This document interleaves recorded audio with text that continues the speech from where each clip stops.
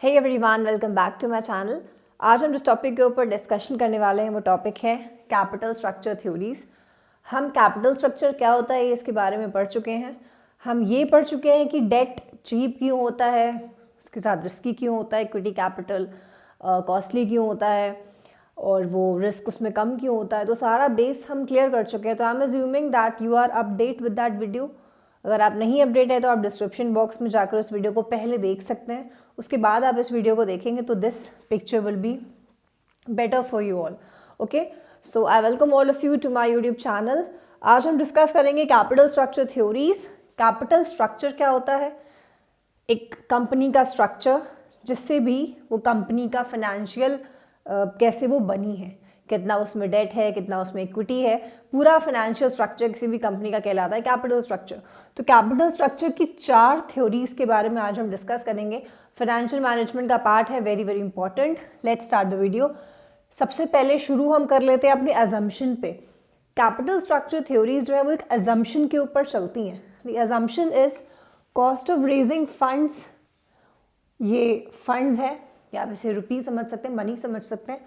Cost of raising money via equity is costlier than cost of date.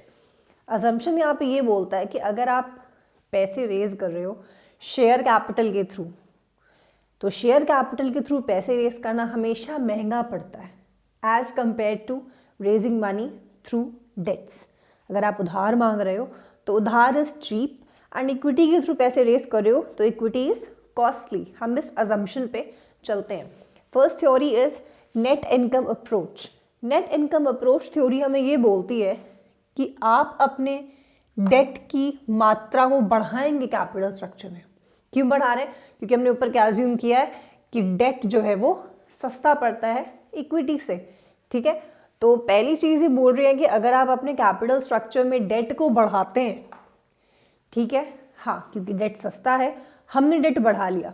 जब हम date बढ़ाते हैं in that case cost of capital decreases. Again cost of capital कैसे कम होगी? क्योंकि date जो है वो चीप है। Okay, cost of capital decreases and the value of the firm increases.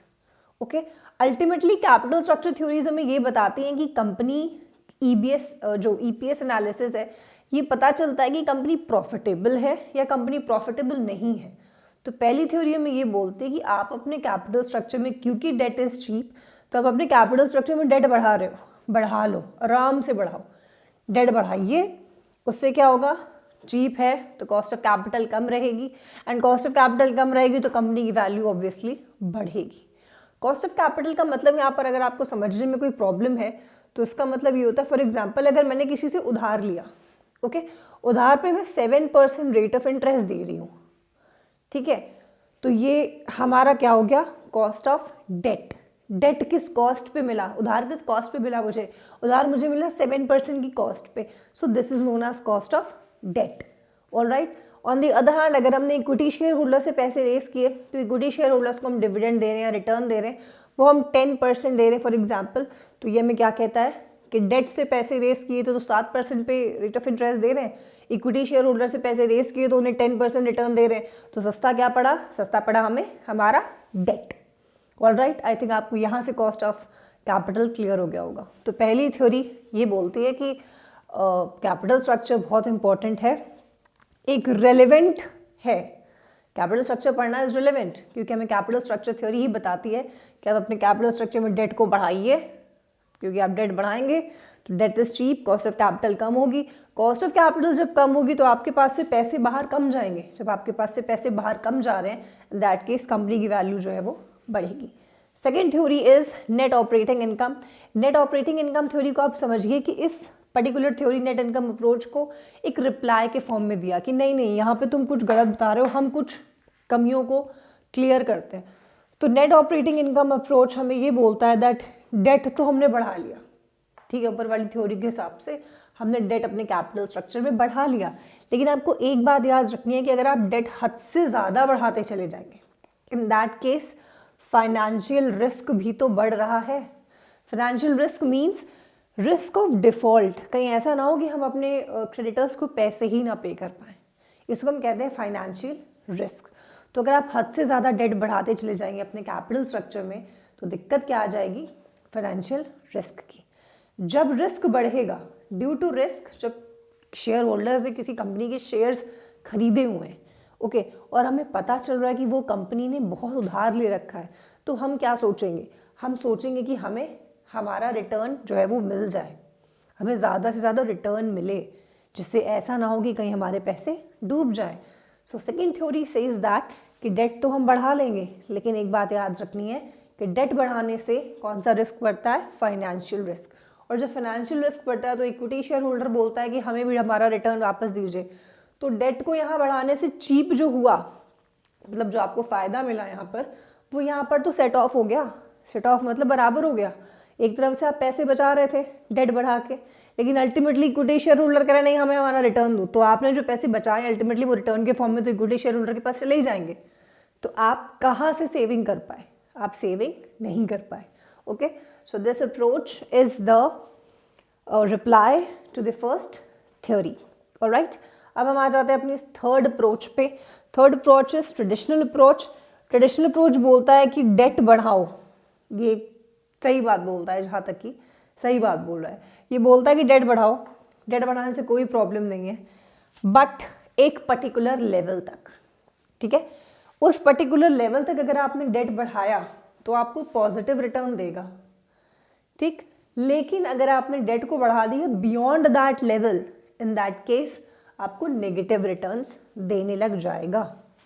Okay, very important approach, very उसको हम क्या कह सकते हैं, एक ऑब्वियस अप्रोच है कि हाँ जाहिर सी बात है आप डेट बढ़ाते चले जाएंगे, बढ़ाते चले जाएंगे, एक पर्टिकुलर पॉइंट पर आने के बाद वो आपको पॉजिटिव इम्पैक्ट नहीं देगा, वो देगा आपको नेगेटिव रिटर्न्स ही। ओके, हमने किसी से लोन लिया, 2% पे लिया, 4% से भी लोन ले लिया, उससे भी लोन लिया, सबसे लोन ले लिया, तो अल्टीमेटली हम जितना अर्न करेंगे रेट ऑफ इंटरेस्ट के फॉर्म में उतने ही ज़्यादा लोगों को आप बाहर भी तो पे करोगे, तो आपके पास अल्टीमेटली क्या बचा? कम पैसे बचे। तो हम फिर हमारा रिटर्न ऑन इन्वेस्टमेंट कम हो जाएगा और रेट ऑफ इंटरेस्ट ज़्यादा हो जाएगा। रिटर्न ऑन इन्वेस्टमेंट मतलब हम जो कमा रहे हैं, हम 10 रुपये कमा रहे हैं, ठीक है, और 10 में से 8 रुपये हम रेट ऑफ इंटरेस्ट के तौर पे दूसरों को दे रहे हैं, तो अल्टीमेटली हमारे पास क्या बचा? केवल 2 रुपये ही तो बचे। ठीक है, तो आप अपने डेट को एक पर्टिकुलर लेवल तक बढ़ाओ, मतलब जैसे फॉर एग्जांपल अगर आप 10 रुपये कमा रहे हो और 10 रुपये पे आप 2 रुपये किसी को रेट ऑफ इंटरेस्ट दे रहे हो, तो आपके पास कितने बचेंगे? 8 रुपये। ओके, तो 8 रुपये अगर हैं तो ठीक है, आप फिर किसी से डेट ले सकते हो, डेट बढ़ा सकते हो, लेकिन इतना ना बढ़ा लो कि 10 रुपये कमाओ और 10 रुपये आप रेट ऑफ इंटरेस्ट में दे रहे हो, तो दिस इज नॉट गुड। तो एक पर्टिकुलर लेवल तक डेट बढ़ाइए, बेनिफिशियल रहेगा, उसके आगे अगर आप गए तो फिर it will start giving you the negative returns. Last theory is MM approach, उसको मोडिग्लियानी मिलर अप्रोच भी बोलते हैं। इस अप्रोच में ये बोला गया कि देखो भाई, आर्बिट्रेज प्रोसेस काम करता है। आर्बिट्रेज प्रोसेस मीन्स जब इन्वेस्टर्स 2 सिक्योरिटी मार्केट से 2 कंपनीज के अलग अलग प्राइसेस का फ़ायदा उठा लेते हैं। कैसे? फॉर एग्जाम्पल एक कंपनी है लीवर्ड फर्म, हम क्या कहते हैं? लिवरेज, प्रेजेंस ऑफ लिवरेज मतलब presence of debt in the capital structure. अगर हमारा 100 रुपये की कंपनी और 100 रुपये में हमारे 80 रुपये डेट है, तो हम क्या कहेंगे? हमारी कंपनी एक लीवर्ड कंपनी, एक लिवरेज है इसमें। Okay, leverage means presence of debt in the capital structure. तो एक कंपनी है जो कि लीवर्ड फर्म है, मतलब डेट उसके कैपिटल स्ट्रक्चर में है, और एक कंपनी है अनलिवर्ड। अनलिवर्ड मतलब no debt in the capital structure, मतलब उसके कैपिटल स्ट्रक्चर में उधार का पैसा कोई भी नहीं है। ठीक है, अब इसने ऑब्वियस सी बात है, डेट अगर है तो बिकॉज फर्स्ट थ्योरी में पढ़ा था कि debt is cheap as compare to equity, तो डेट चीप है तो कॉस्ट ऑफ कैपिटल कम होगा, ज़्यादा खरीद लो। इन्वेस्टर्स क्या करते हैं? जहाँ पर शेयर सस्ता है ज़्यादा खरीद लेते हैं, और जहाँ पर वो महंगा है, प्राइस हाई हुआ, तो ज़्यादा बेच देते हैं। तो यहाँ पर मोदिग्लियानी मिलर ये दोनों बोलते हैं कि देखो इररिलेवेंट है। ठीक है, कैपिटल स्ट्रक्चर थ्योरी को पढ़ना इज इररिलेवेंट। क्यों? क्योंकि जो इन्वेस्टर्स होते हैं वो ये सोचते हैं, आर्बिट्रेज प्रोसेस का यूज़ कर लेते हैं। आर्बिट्रेज प्रोसेस मीन्स जहाँ पर शेयर का प्राइस कम है वहाँ से खरीद लो, और जहाँ पर वो ज़्यादा में बिक रहा है वहाँ पर जाकर बेच दो। तो वो आपके शेयर्स को रख के नहीं बैठेंगे, they are continuously taking the advantage कि अगर आपका कॉस्ट कम है तो आपसे कम पे खरीद लिया ढेर सारा, और महंगा है कहीं पर तो वहाँ पर जाकर बेच दिया ढेर सारा, ठीक है। तो फिर कंपनी की प्रॉपर एनालिसिस नहीं हो पा रही। अल्टीमेटली हम कैपिटल स्ट्रक्चर थ्योरीज क्यों पढ़ते हैं? हम इसलिए पढ़ रहे हैं जानने के लिए कि हम प्रॉफिटेबल हैं कि नहीं है। तो इररिलेवेंट डिसीजन है। हमें ये अप्रोच कि डेट इतना बढ़ा लो, डेट नहीं बढ़ाओ, ये सारी चीज़ें इररिलेवेंट हैं। हमें एक ऑर्गेनाइजेशन की एग्जैक्ट पोजीशन नहीं पता चलती, इसलिए यहाँ पर मैंने इररिलेवेंट रेलेवेंट लिखा हुआ है। तो relevant net income approach debt और इक्विटी को पढ़ना रेलेवेंट मानता है कि आपको पता चलेगा। ये अगेन इररिलेवेंट मान रहा है, क्यों? क्योंकि हमें बता रहा है कि अगर आप बढ़ा रहे हो डेट तो रिस्क भी बढ़ेगा, तो प्रॉब्लम जो है वो सेट ऑफ हो जा रही है। थर्ड वाला अगेन रेलेवेंट मानता है, ठीक है चलो।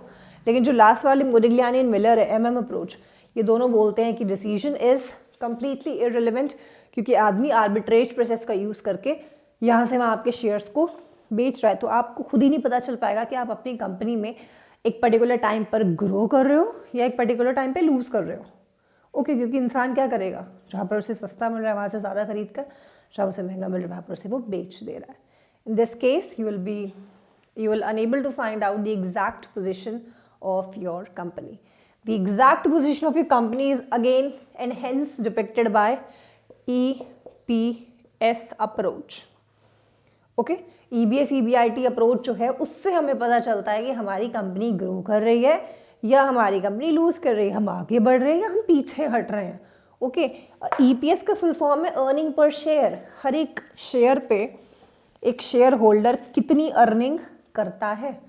अगर कोई एक शेयर होल्डर 2 रुपये कमा रहा है, एक शेयर होल्डर 10 रुपये कमा रहा है हर शेयर पे, तो ऑब्वियस सी बात है जो आदमी हर शेयर पे 10 रुपये कमा रहा है उसकी कंपनी प्रॉफिटेबल पोजीशन पे है। तो EPS ही हमें बताता है whether the company is in profitable position or not. Otherwise, these are the 4 theories. इसमें से 2 theories है जो बोलती हैं कि इनको पढ़ो, relevant है, and 2 theories है जो बोलती हैं मत पढ़ो, irrelevant है, क्योंकि यही हमें true picture दिखाता है। तो ultimately this is also correct. True picture तो हमें EBIT एंड EPS एनालिसिस से ही पता चलती है। ऑलराइट, सो आई थिंक आपको इस वीडियो में कैपिटल स्ट्रक्चर थ्योरीज क्लियर हो गई होंगी। But again I suggest you please watch why debt is cheap and why equity is not cheap. ये पूरा वीडियो आपको डिस्क्रिप्शन बॉक्स में कैपिटल स्ट्रक्चर के नाम से मिल जाएगा, उसे जाकर ज़रूर देखिए, तो आपका ये कॉन्सेप्ट बहुत अच्छे से क्लियर हो जाएगा। Okay, for any doubt, for any query, please use the comment box, and thank you so much for watching the video.